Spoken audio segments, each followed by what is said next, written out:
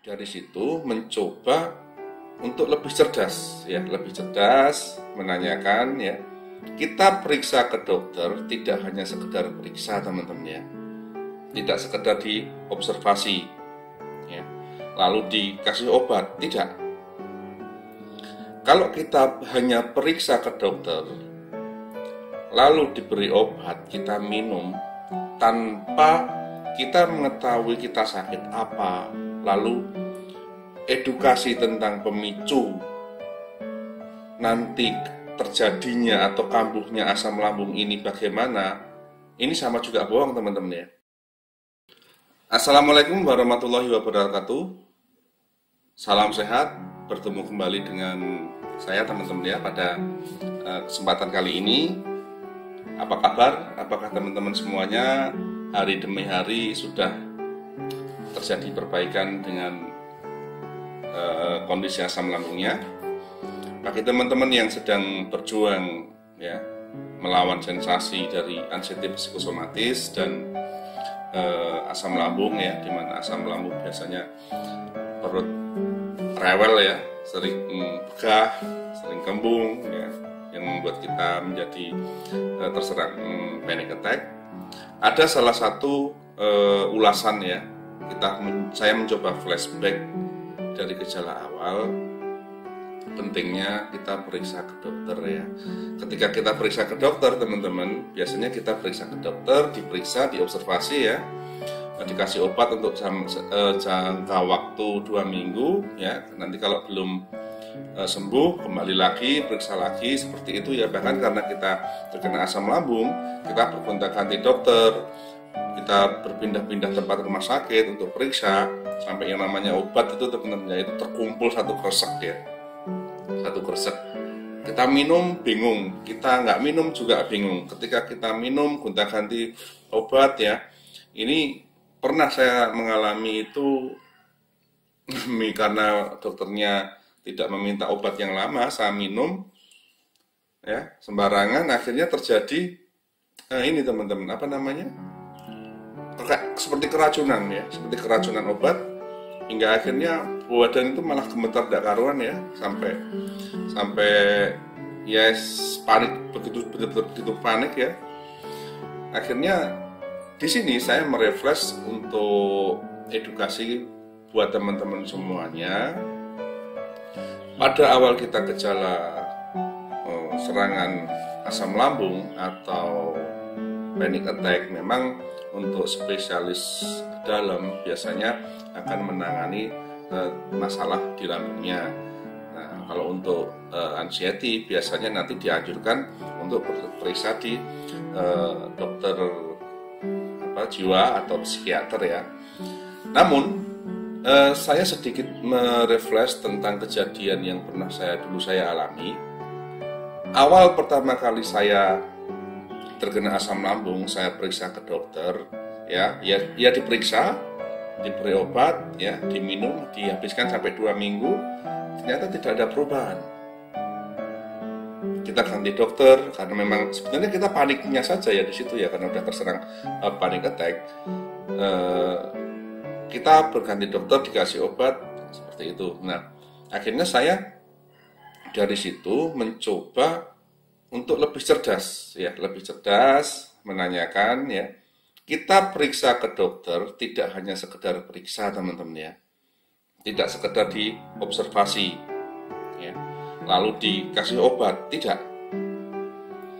Kalau kita hanya periksa ke dokter, lalu diberi obat, kita minum tanpa kita mengetahui kita sakit apa, lalu edukasi tentang pemicu nanti terjadinya atau kambuhnya asam lambung ini bagaimana, ini sama juga bohong, teman-teman, ya. Kita minum obat tapi pemicunya kita tetap setiap hari kita lakukan. Contohnya seperti ini. Ketika saya periksa ke dokter, saya minum obat, tapi makanan, minuman, merokok, tidak ada larangan atau tidak. Mungkin kita tidak tahu, atau mungkin kita tidak bertanya pada dokter tersebut juga. Sehingga yang pada awalnya kita sudah terkena gejala asam lambung, kita hanya minum obat, tapi pemicu-pemicunya kita tidak tahu atau kita tidak paham atau tidak mengerti, ya sudah, kita akan terserang lambung.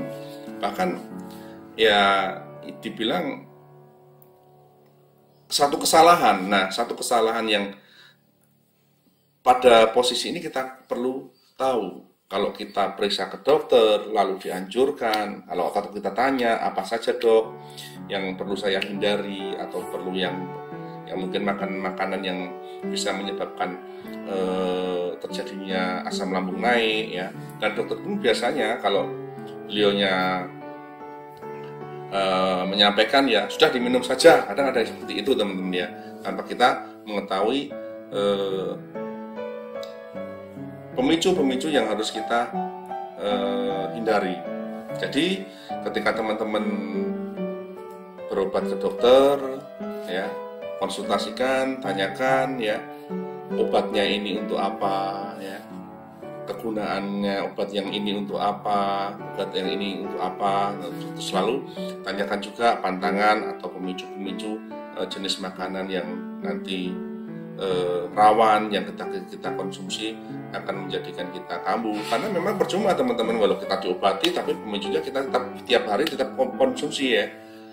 Jadi pemicu seperti asam, pedas, ya, lalu soda, kopi, merokok, percuma. Kita diobati pun kalau kita mengkonsumsi pemicu makanan pemicunya, ya udah tidak bakalan sembuh teman-teman, ya. Makanya teman-teman harus cerdas ketika periksa ke dokter. Jangan lupa tanyakan sakitnya apa, ya, obatnya yang diberikan ini untuk apa saja, ya, mungkin untuk anti nyeri, untuk mengobati luka lambungnya. Terus yang mungkin dikasih obat seperti depresan, ya, untuk menghilangkan panik-panik yang ditimbulkan, ya. Jadi teman-teman jangan diam saja, periksa ke dokter, diobservasi, diperiksa, ya, pulang suruh nebus resep obatnya, sampai di rumah diminum, kok nggak sembuh-sembuh. Ternyata makanan ataupun jenis-jenis makanan yang tidak boleh dikonsumsi tetap kita konsumsi. Jadi kita balik lagi, periksa lagi, kok saya belum sembuh, ya dok, ya, dikasih obat yang lain yang ini sama, sebenarnya obatnya sama untuk mengobati lambung, kecemasannya sama, mungkin anti inflamasinya, ya, seperti itu. Bahkan pindah ke dokter lain lagi, belum sampai obatnya selesai, ya, beri obat baru, ke dokter lagi, sudah ke dokter, ya, atau mungkin sudah masuk di rumah sakit, ya, tapi di sana makanan pemicunya tetap kita konsumsi terus, tetap tidak akan sembuh, ya. Jadi berobat perlu, menghindari pemicu-pemicu makanan yang menyebabkan itu kambuh juga perlu.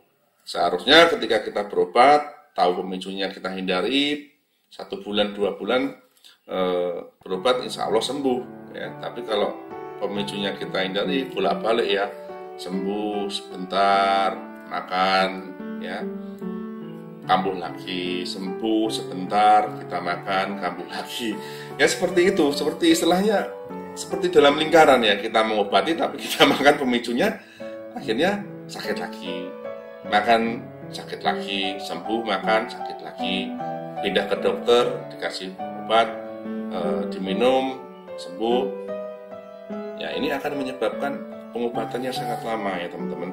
Kalau pengobatannya sangat lama, obat kimia yang kita konsumsi, ya, mungkin karena memang itu kimia, ini akan bisa mendegradasi lambung kita malahan, ya. Jadi periksa ke dokter, tanyakan sakitnya apa, ya, lalu diminum obatnya, ya, hindari pemicu-pemicunya, ya. Jadi teman-teman harus cerdas, ya, ketika berobat, Sebenarnya itu simple, tapi kadang kita tidak memperhatikan,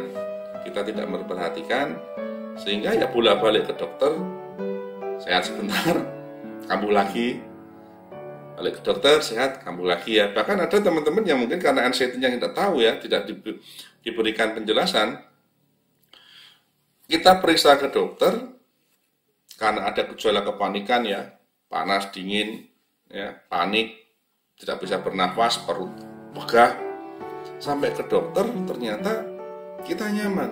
Nah, apa yang menyebabkan seperti itu? Belum sampai diobati, di sana sudah enak dok. Ya karena memang anxiety-nya kita tidak bisa memahami bagaimana mengendalikan kecemasan yang sedang menyerang kita, seperti itu. Jadi itu saja edukasi tentang pengobatan asam lambung ya. Perlu digarisbawahi, ketika kita periksa ke dokter, tanyakan sakitnya apa, sampai tanyakan juga seberapa jauh tentang penyakit yang dialami, lalu obat yang diberikan, ya, jalani untuk pengobatannya, terus lalu tanyakan apa yang menyebabkan sakit ini yang dihindari atau pemicu-pemicu yang perlu dihindari. Insya Allah kalau kita bekerja sama yang baik antara pasien dan dokter ya, pasien pun juga terbuka untuk memberikan informasi-informasi tentang gejala-gejala, insya Allah dokter akan memberikan solusi bagaimana pengobatannya agar cepat dan keparahan dari lambung ini tidak terlalu fatal dan terlalu lama ya, atau mungkin terlambat dalam pengobatan. Jadi itu saja edukasi tentang mindset kita ketika kita periksa ke dokter. Jadi tujuan sembuh bukan hanya kita datang, tapi kita harus mengetahui apa yang terjadi pada diri kita, mengetahui apa-apa yang tubuh kita ini menolak dari jenis-jenis barang atau makanan yang harus kita hindari ya. Terima kasih, salam sehat, semoga teman-teman tetap tabah dan berjuang dalam menghadapi cerita gangguan asam lambung yang menimbulkan 1000 sensasi ini. Tetap ikhtiar, insya Allah kalau teman-teman mempunyai keinginan, keyakinan, pasti akan sembuh. Jangan lupa ya, bagikan video saya buat teman-teman yang lain. Pesan-pesan yang terkandung dalam isi video ini bisa membantu mengedukasi teman-teman yang lain, sehingga menjadikan bahan pembelajaran agar kita tidak terulang atau bahkan terserang asam lambung dan GERD anxiety psikosomatis yang berkelanjutan sampai bertahun-tahun. Wassalamualaikum warahmatullahi wabarakatuh. Salam sehat, salam cinta dan kedamaian buat teman-teman semuanya. Bye-bye.